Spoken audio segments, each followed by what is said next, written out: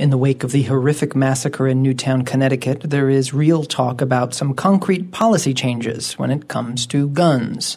But one issue that comes up in much of this coverage that could stand in the way is public opinion, at least according to some of these media accounts.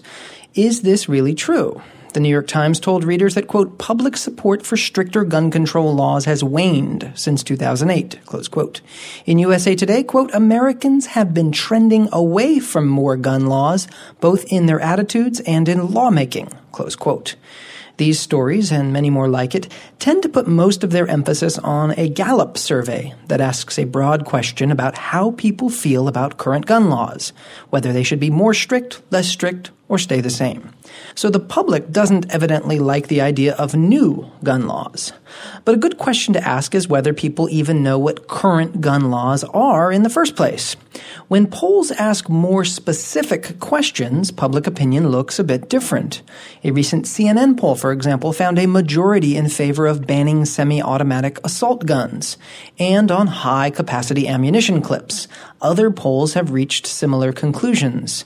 A more sensible conversation about guns in America would require a more nuanced explanation from the media about what the public really wants. Pro-gun public opinion is one thing. Another question that has come up in post-Newtown discussions is the apparent constitutional hurdle to any efforts to limit gun ownership. In many media conversations, we're told it comes down to the Second Amendment.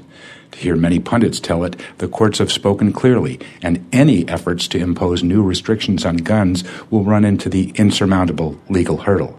You do have this problem called the Constitution, pundit Bill Bennett explained on Meet the Press. There is a Second Amendment. Harry Smith on Dateline NBC said the Second Amendment is sacred to many, many people.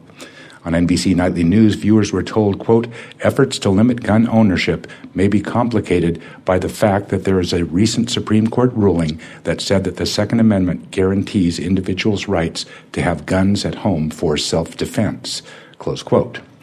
In one sense, that's true. The Supreme Court's Heller ruling in 2008 did give a boost to those who argue the Second Amendment's gun rights are about individuals. But a little more history is in order. That ruling was the first time the courts had interpreted the Second Amendment that way, and it came after several decades of legal and political advocacy that tried to reframe the Second Amendment and upend what had been the legal consensus.